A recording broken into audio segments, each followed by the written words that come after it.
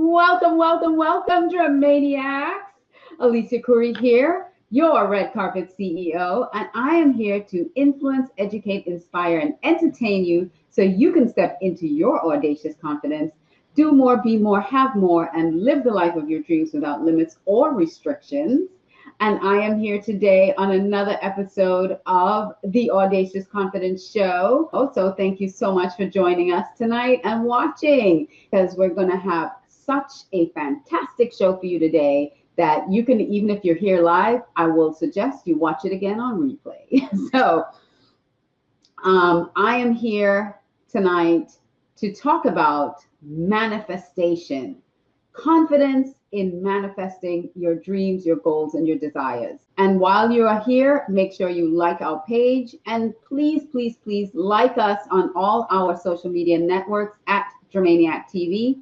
And if you are on YouTube, if you're watching us on YouTube, please subscribe to our channel so that you do not miss a single episode of our shows here on Dramaniac TV, because we have multiple shows going on all the time, and you're going to want to be a part of it.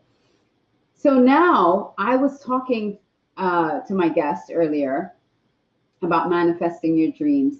And for me, I have been through my own confidence journey.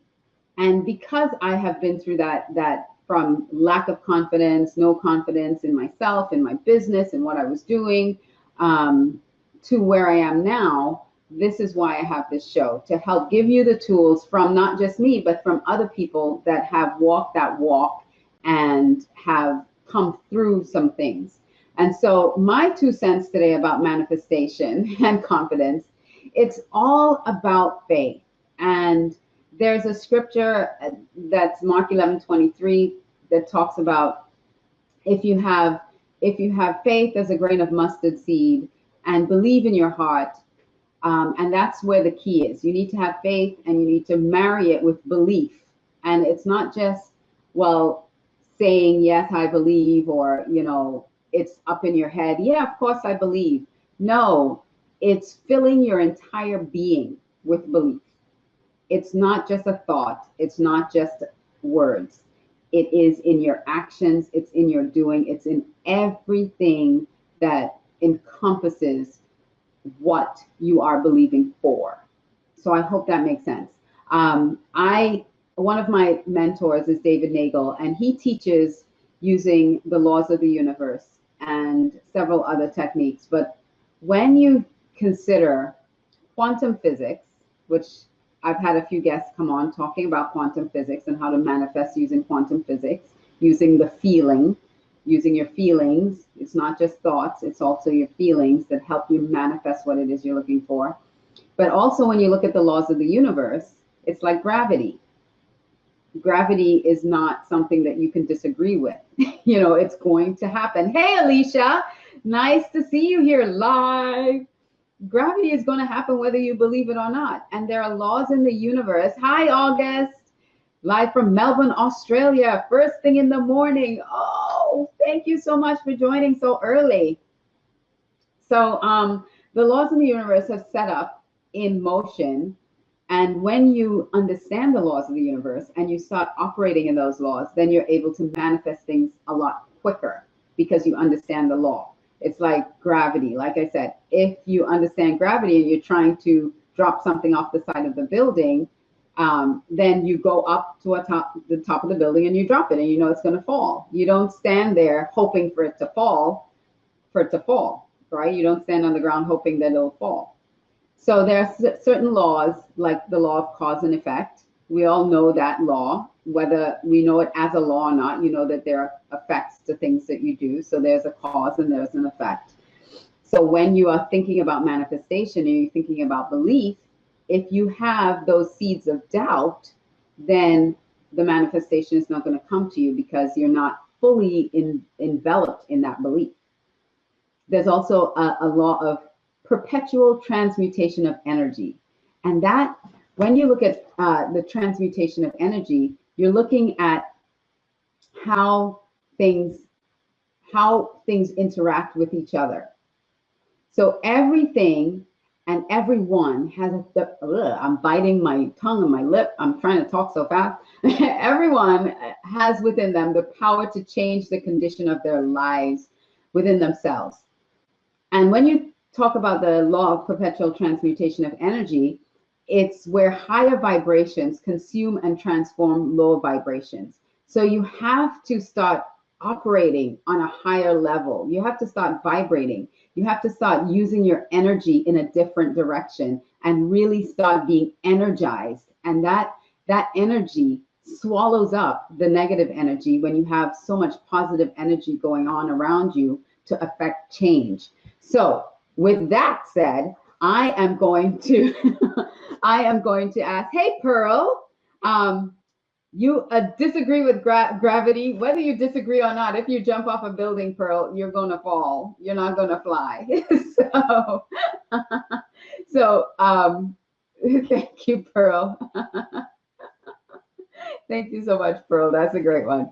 So I am going to let you know about who's coming on the show tonight.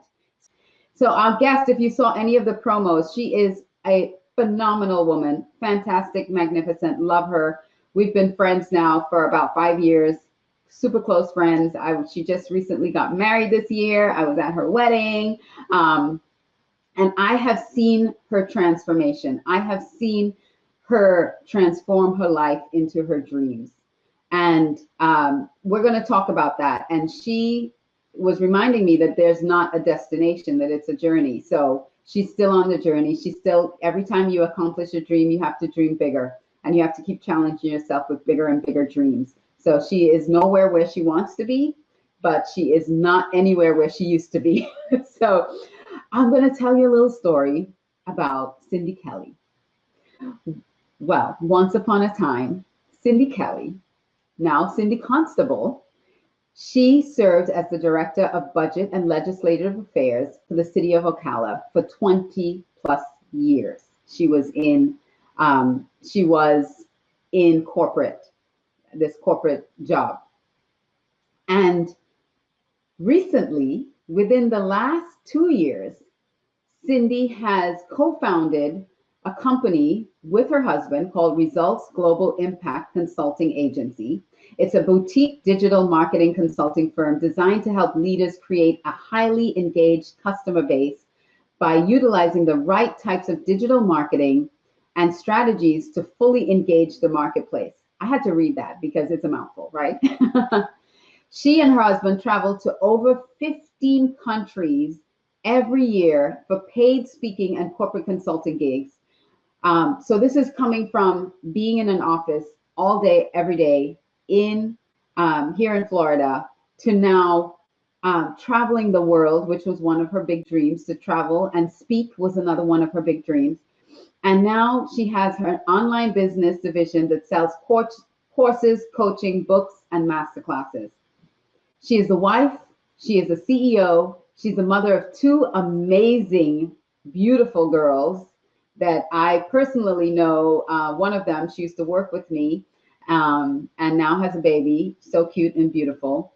She has overcome so many challenges and obstacles in her life. And it is that for any one person, it could have taken them out of the game. But she's managed a successful business. She is balancing life and work, and she's creating a supportive community. And I want to welcome to the show my very good friend, Cindy Constable. Yay! Oh, Santo. Sebastian did say you were going to complain that I wasn't in red, but thank you for showing up for the show. You wake up so early. So please welcome to the show. Hey, Kamanzi, there's Cindy's wonderful husband. So welcome to the show, Cindy Constable. Yay, there you are. Hi, here I am. Hi, everybody. Hi, Alicia. Thank you for having me. So, oh my gosh, your life is like so many twists and turns and ups and downs. One of these days, we're going to have to make a movie of your life because oh my gosh, yeah. we really do. It is a phenomenal life. I'll have to definitely do like some series and sequels and whatnot because there's a whole lot of twists and turns to that. It's going to have to be a mini series of some sort. It can't just be in one movie. There's so much going on. And please write your memoirs. Start writing them because it's amazing. So I want to start from a place of despair because you were working a job that you weren't full, it was a great job. You were making really good money, but something inside of you, there was a stirring or a dissatisfaction. There's something stirring inside of you. Tell me what that feeling was and what you were experiencing at that time. Yeah, I was working and, for all intents and purposes, I had made it.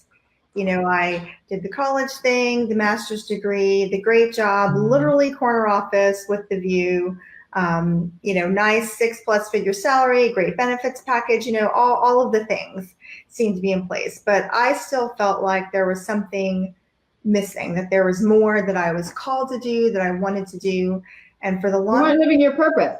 On my vision board, I was looking for, travel, and I wanted to speak, and I wanted to train, and I wanted to just do more. And so I wasn't living my purpose. As good as I was at my job, because I was really good at it and I really enjoyed what I did. But my favorite part of the job was anytime I got to stand up and speak. I was like, that's what I want to do. I want to speak. I want to share my gifts. I want to help others, share their gifts. And I want to really, use what I've learned to help others. And so I just started, trying to find a way to make that happen. Yeah. I want to say hey to Parker. He's live from down under, but all over. Hey, Parker. Oh, yes. Santosh is staying with us. Yay. Thank you. So a lot of women face that. And men too. I don't want to be sexist, but a lot of people face that where they are in a good situation, great job, or whatever situation you're in, but there's a stirring, and you're not living your purpose. So Cindy, once you jump back in, I want you to tell us, you had a vision board. So clearly you knew about putting the vision in front of you. You knew enough about, putting these things visually in front of you. But even though they were in front of you, there was still confusion and things weren't happening. Well, there were, because, I started to, I had been on a personal development journey, for a few years to that point. That understanding that personal development journey, like you said, to manifest those dreams or to make them come to reality, I had to really be all in. And I couldn't have, doubt, or basically I was creating resistance in my own mind, because as much as I knew what I wanted, there were still parts of me that weren't sure that I could do it. Was it the right thing? Was I being crazy? So for me, confidence has to be even when the things you want aren't showing up. It's not only when things are going well. So I realized that I was lacking confidence in myself to make it actually come to fruition, because I had to believe it before I could see it. And I was stuck in needing to see some results before I could believe it. So I had to get past that.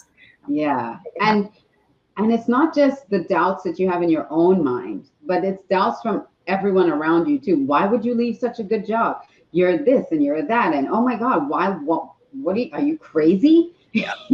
So you're fighting not just your own mind, like, what the hell am I doing? Yes. What am I thinking? What am I thinking? But you're also fighting a society that is looking at from the outside in and saying, but you have all this great stuff.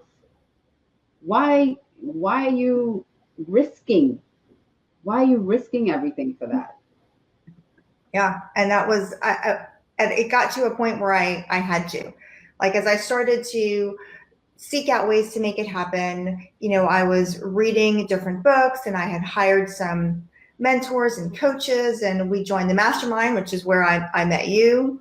Yeah. So I could learn better what it was I needed to do, so that I could really get to the point where I would be able to do something different. And more importantly, that I could believe that I could do something. Right. And you talked about resistance earlier, because a lot of times we don't even know we're in resistance to something. So what is something really key that can tell you that you're in resistance? How can you become aware of your resistance? Well, really, developing self-awareness is the first key to understanding whether or not you can have resistance. And so I had a mentor tell me that, I needed to start to understand what my own patterns were. So when something didn't work out for me, what types of What's your go-to preceded it not working out? Do you cut and run? So we all have some kind of a self-sabotaging behavior that we put into place. Did you find yourself setting up the excuses, like laying them out there, or did you get sick? Like there's always something. You have a pattern, you have an MO for how to blow it up. Wow. And so when I started to move forward, I had to really start thinking about, well, what is my MO? What is it that I do that I self-sabotage so that I'm not able to complete? Like what roadblocks do I put in my own way? And it's really hard. But once you start to recognize that you are 100% responsible for where you are in life, and you take the blame off of everyone else, and you take the blame off of yourself, because you're only ever doing the best you can with what you have at any given time. And your best is going to look different just depending on, what's going on with your life at that time. Yes. That is so good. I hope you guys, did you bring your pencil and paper? Because, I'm taking notes. I'm just telling you, I'm scribbling down all my notes. Self-sabotaging behavior. We all have patterns. We all have things that precede just before we either quit or it doesn't work out, and you say, you see, again. Yes. Again. There it goes. I tried and it didn't work. Because right. You'll say things like, well, this always happens to me. Right, because nobody believes in me, or every time I try, I don't have enough money, or there's going to be a pattern to your word, there's going to be a pattern to your actions, and until you get really real with yourself and you're willing to admit what your shortcomings are, like right now, if you ask me, I can give you a list of what my self-sabotaging behaviors are. I've tackled some of them, but again, it's a journey. It's not a destination. It's a journey. It's not about perfection. It's about progress. It's about progress. And so that's a big golden nugget. So I hope you guys took that in. Self-sabotaging patterns, look for them, become self-aware, see when they're coming your way and say, whoop, we're not going there. We want success. We don't want to go back to, you see, I told you it wasn't going to work. Right. And all those things. Yeah. So that's huge. One of the things I do want to ask you, because just before clarity, there's this moment of complete jumble. Did you experience that? There's this moment of, what the hell do I do? Yeah. Or it's like the, I can't do this anymore. For me, it was the, I can't do this anymore moment. Oh, yeah. Oh, I've had many of those moments. Yeah. Like, there's not just one rock bottom. It's like, spoiler alert, there's not just one rock bottom.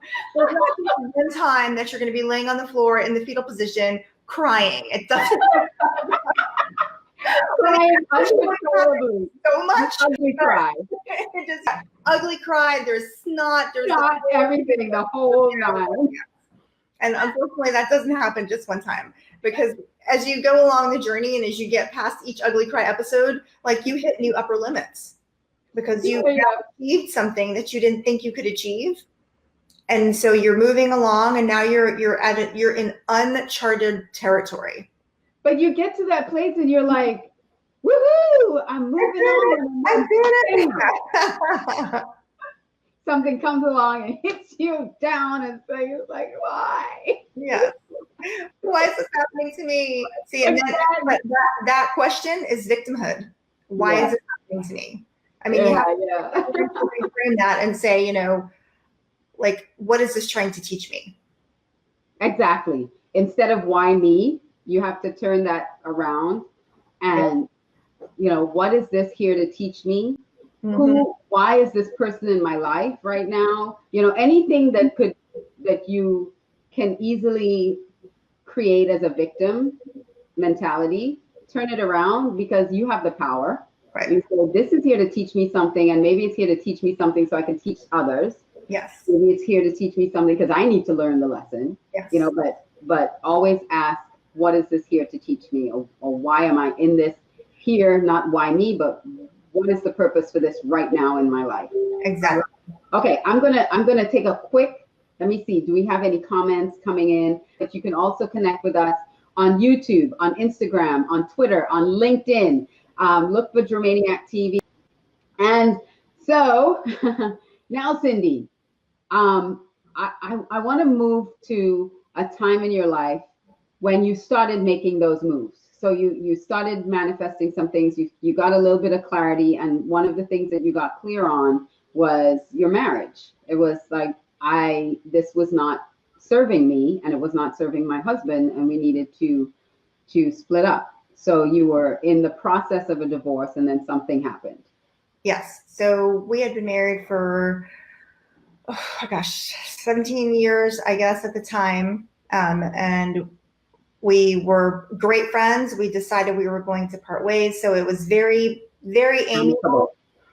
We were literally best friends. We talked. We didn't even use attorneys. We self-filed. We went to the courthouse together. So it was all like there was no question that we were going to remain friends and we were going to co-parent our kids and live life, but we just needed to live out the rest of our lives, not with. Because you both wanted very different things, and you recognized that from life.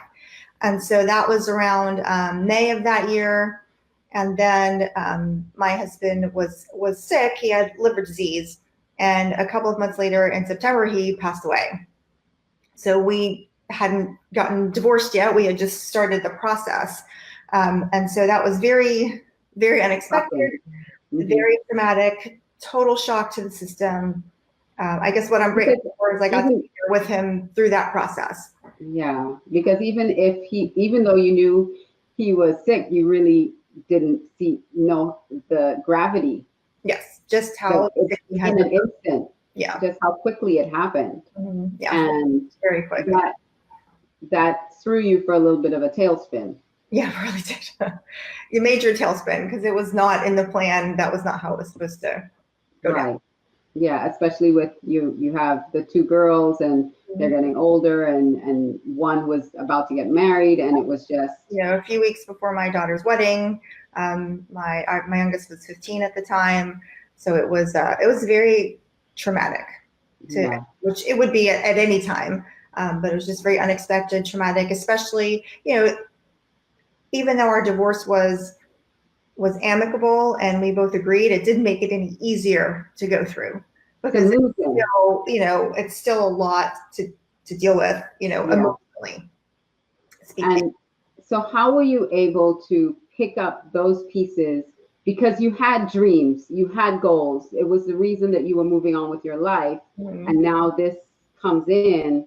How do you then pick those pieces back up, and how quickly do you stay in that, or do you move on? That was one of the questions. A lot of people questioned you about how it's like, well, you need to mourn for a certain period and all of this. Well, how did you navigate? There was a lot of judgment, and that can destroy your confidence too. From all corners. Yes, because one, I'm dealing with, where we had decided in May that we were officially going to get divorced. We had been separated prior to that point for a while. He had moved out, so it had been about over a year that we hadn't lived together. But there was a lot of judgment, around how could you move on? Your husband just died. Lots of input from people who weren't standing in my shoes, living my life, dealing with what I have to deal with. And so it just was, it was very, very challenging. But for me, I had built up enough confidence in my decision of what I wanted for my life and how I wanted it to look that I didn't need other people's permission for me to live my life. And I can tell you the lack of support came from family. It came from friends. And to that point, I had done enough personal development work to understand that the more I loved my decisions, the less I needed others to love them. Right. And that included, parents, siblings. Let's take a pause on that. Repeat that. The more I loved my decisions, the less I needed other people to love them. Because they're coming from a completely different perspective than you are. And, and at the end of the day, they weren't inside my marriage. they don't know what went on because that wasn't something that we shared with everyone. There was a lot of people who didn't even know we had split up. So for me, if you're that far removed from the situation that you don't even know that we haven't been living together, you certainly don't get an opinion on how I'm going to live my life and what I'm going to do next and what are my next steps. So my concern was with my life and my girls, and I knew that no matter the situation, that I still get to choose what that looks like. Right. And despite the fact that it was literally soul crushing for me when he passed away. And I still love him to absolute pieces, you know, and I always will. But I knew that I could either succumb to the dark cry fetus position on the floor that I was in. Right. And just go back to your safe job and not do anything else. Not do anything different and take the appropriate mourning period and just stick my head down and do it. And initially, you know, I was still working at the city at the time. I went back to work and was doing my thing. And, you know, I was kind of under the fog of like the initial shock of everything that was happening, trying to help my daughters navigate through, you know, this new season of their life. And, you know, for me at least, you know, having them was definitely helpful in my recovery because I really had to keep it together. Yeah. And I didn't have time to entertain the foolishness that might go on in my mind or that I might hear from other people. I had to say, no, like, this is my opportunity to show my daughters like what it looks like to be the Phoenix. Right. I, at that point, decided, okay, I can't do this anymore. So I moved on with my life. I, you know, met Kamanzi, my current husband, and I started dating him a few months later. And then I quit my job a few months after that.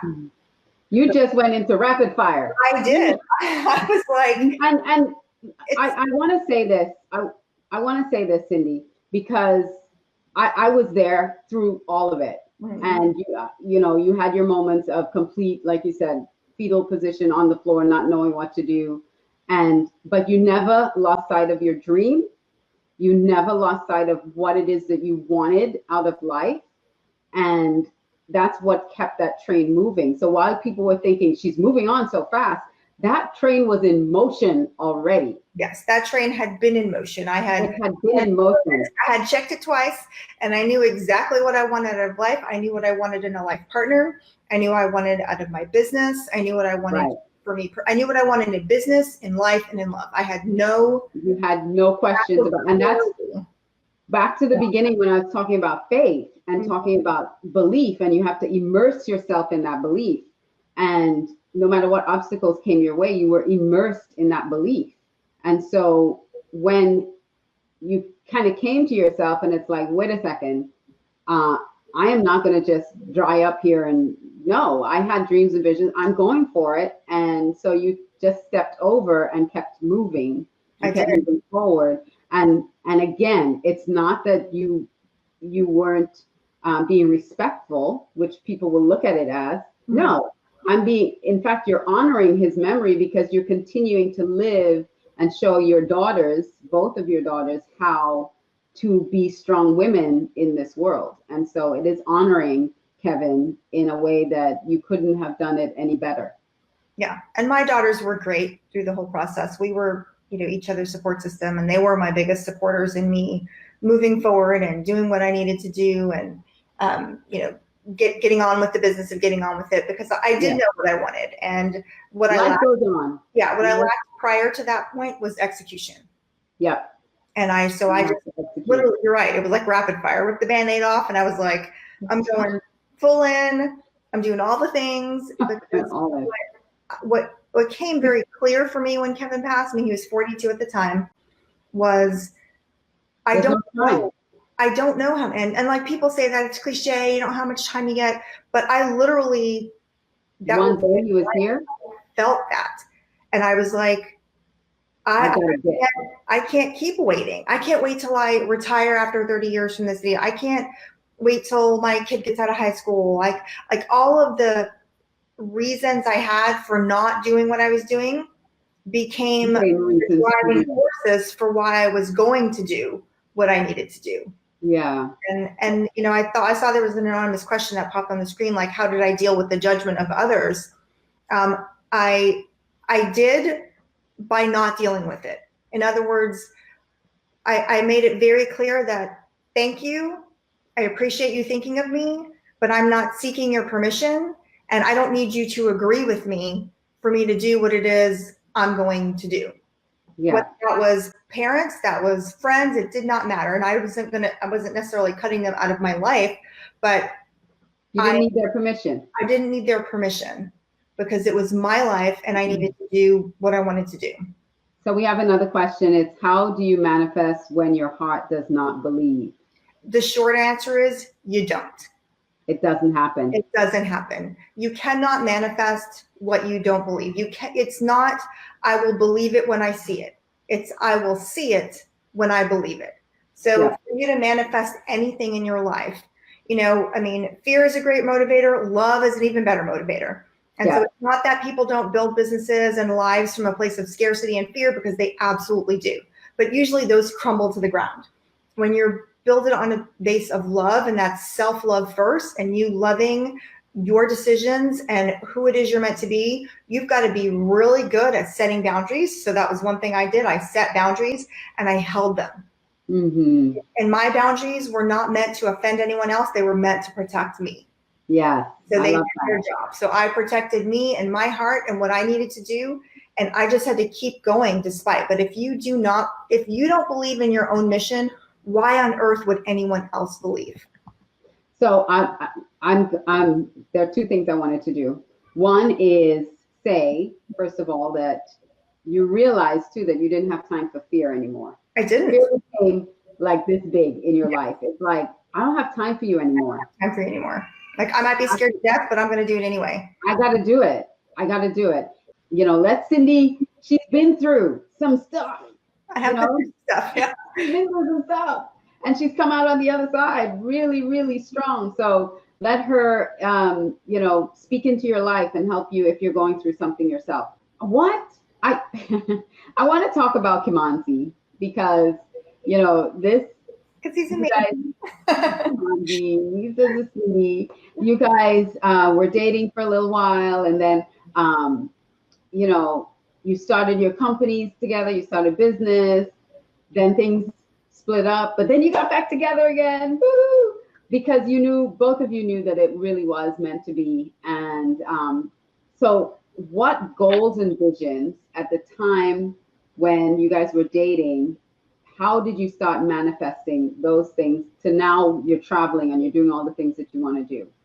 Did you continue to vision board? What were the steps that you had to take? We both had our separate dreams and visions for what we wanted to do in life. And when we started to date, we realized that a lot of those were very much aligned with what we wanted to do, how we wanted to deal in business life and in love. And so for me, I was very clear on what I wanted in a life partner, what I wanted, romantic love to look like, what self-love was going to look like for me, what I wanted my business to look like, how all of that would unfold. So you wrote all this down? Oh yes, I'm a list person. There you go. So those of you who listen, write it down. Write it. Yeah. For me, like if you don't write stuff down, you're kind of hampering your own success. Because when you want to write down and I think I posted about this yesterday. Actually, it was on my Instagram and my business page. That, the 3 questions that you should ask yourself are, what do you want? And be very, very clear. I'm writing it down. Very clear on what I wanted in business, in life, and in love. Very clear. And so once you have what you want, the next question is, what's holding you back? And that's where you get really raw and real with yourself on all of the ways that you are contributing to the lack of your own success. Like the viewer who said, what if my heart doesn't believe? If your heart doesn't believe, then that's what's holding you back. You got to peel back those layers, hire a coach, whatever you need to do. Like I have a spiritual mentor that I work with, Judy Martin. I've been working with her weekly for, I don't know how many years now, but I need to get out of my funk sometimes. And then the third question is, what is it costing you not to move forward? Ooh, that's a good one. Because sometimes we don't look at the cost. You have to get very, very real. And I want you to write your answers down to those questions. because You're giving us hard work to do, Cindy. I know. Listen. Anybody who tells you that the spiritual growth or your personal development or your growth journey is easy is lying. They are lying to you through their teeth. Or if they're happy all of the time and nothing is ever wrong, that's really called spiritual bypass, because you're not really doing the work. You have to go through the dark night of the soul. Mm-hmm. Feel it to heal it, which is where the ugly cry comes in, where you unpack all of those layers and really take a deep look at, why do you keep finding yourself in this position? Right. Like, real, at the end of the day, you are the common denominator. I love this, Cindy. I love it. Saying, oh, well, somebody did me wrong. Well, they did, but at the end of the day, you allowed them to do you wrong. Yeah, and I said again, just like anybody else does, if something happens one time and I address it and it's done, but if I'm having the same fight with someone over cause and effect. That you're right. It is the law of cause and effect. Cause and effect. I allow keep coming back to you. It's going to keep coming. So Pearl had said, "Thank you for sharing your story and your empowerment. I feel I needed to hear that." Oh, good. And then Santosh said, "Losing my husband broke everything in me, but had to manifest his positivity in my life to go on."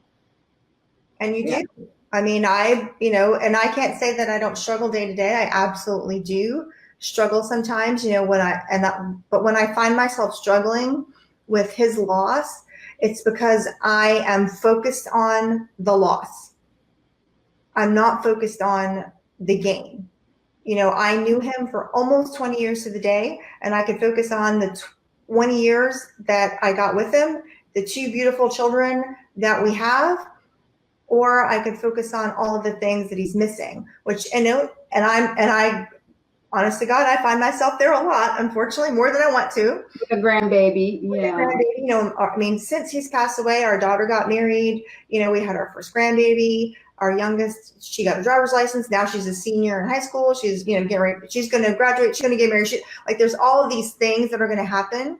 And in my mind, when I go to the place where he's missing all of this, then I get myself all twisted in a knot. Instead of thinking, I believe he's, positive energy now, and he's in heaven, and he's all happy and healthy and good, and he's witnessing all of it happen. So he's not missing it. What's missing is me experiencing him here on earth. That's what's missing. And so I have to catch myself too and remember that, I get to choose how I feel about it. And so, I choose not to give up and not to succumb to those dark emotions that want to overtake you and fall, because you got too much going on, girl. Too much.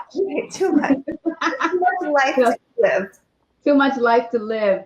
Sebastian says, "I have many reasons to give up. I choose to give it my all. I began with loving myself." Yes. That's where it all begins. You cannot give what you do not have. And if you do not possess self-love, you can't give love to others, and you can only love others to the extent to which you love yourself. Yeah. And with that, I want to ask you, do you have any books or that you can recommend that people read about manifestation and confidence? Let me see. Any particular titles? Well, some of my go-to authors versus just a particular book. I love Abraham Hicks. I love Dr. Bruce Lipton. For mindset stuff, I love Jim Quick. I'm a huge study of behavioral psychology. I'm kind of a nerd about that kind of thing, because human behavior is very interesting to me and why we do, what we do. Mm-hmm. Let's see. Well, that's good. Listen, guys. Soul of Money is a great one to work on your money blocks and your money manifestation issues, because everyone always wants to manifest more money. So that's a really good one. So there's lots of great books that I've read over the years. I couldn't even begin to tell you all of them. So just as a quick wrap up, I'm in the wrong thing. Just as a quick wrap up, I want to just kind of, any last words that you have, but also just wrap it all up about resisting, how it affects your confidence, and what steps you need to take, again, you talked about the self-sabotaging pattern. So just tie it all up in a bow for us. Yes. So for me, knowing that I have true confidence in myself means that I have confidence even when things aren't going well. So if the only time I feel good about my decision is when it's going well, then I know I'm still in resistance to my own manifestation. Because if it doesn't work out, if I try something, or if I have a fight with somebody I love, and I'm all like, oh, I don't know, not that doubt, you don't ever have doubt, because you do have doubt, but true confidence in what I'm doing is what allows me to move on to the next thing and to keep going down that direction. Right. And resistance is about self-awareness and understanding what your behaviors are. Like, really get real with yourself on what those self-sabotaging behaviors are, what excuses do you put in place, what roadblocks come up for you. Take that evaluation of, look across what you've done in your life and see, okay, so when things don't go well, what is the pattern of events that happen? What are the types of questions that you ask? Is it money? Is it time? Do you get sick? When you start out on something, you say, well, I'm going to try, or I'm going to see, if I can, so you're already planting the seeds of doubt. So in other words, don't plan your exit strategy before you even start. Right. So, and that's your reason for it not working out. And so you really need to love yourself. I mean, it all begins with self-love. My whole brand is based on business, life, and love, not just being romantic love. Love is love of self, as well as the love that you have for others. But it begins with really, really knowing who you are, what you want, and then going after it. And so there's 3 questions that I had told you guys to ask yourself is, what do you want? What's holding you back? And what is it costing you not to move forward? And wow, Cindy. Oh my gosh, this is so phenomenal. I love it. I love it. I love it a lot. I love it. So thank you so much for joining me today. The time has just swallowed up so quickly. But you're always on Dramaniac TV. You're one of our expert guests. So guys, stay tuned. If you like Cindy Constable, follow her on social media, and also come back to Dramaniac TV, because she will be another guest on Dramaniac TV. So love you, Cindy. Mwah. Thank you so much for joining us. So, ladies and gentlemen, thank you so much for all the comments, all the interaction. Thank you for joining us here on Dramaniac TV for the Audacious Confidence Show with my special guest, expert guest, Cindy Constable. And for more information, more content like this, please follow us on Dramaniac TV, and also like us on all social media at Dramaniac TV.